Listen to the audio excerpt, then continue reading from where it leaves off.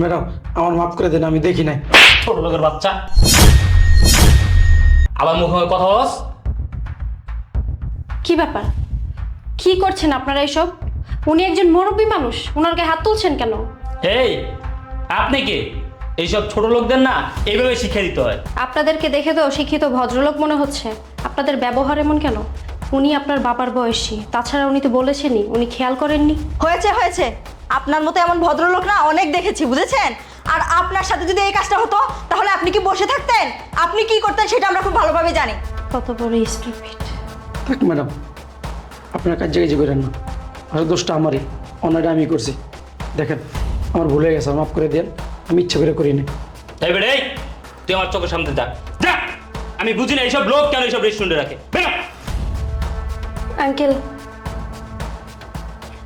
আপনি এদের কথায় কিছু মনে করবেন না, আপনি আমার সাথে আসুন।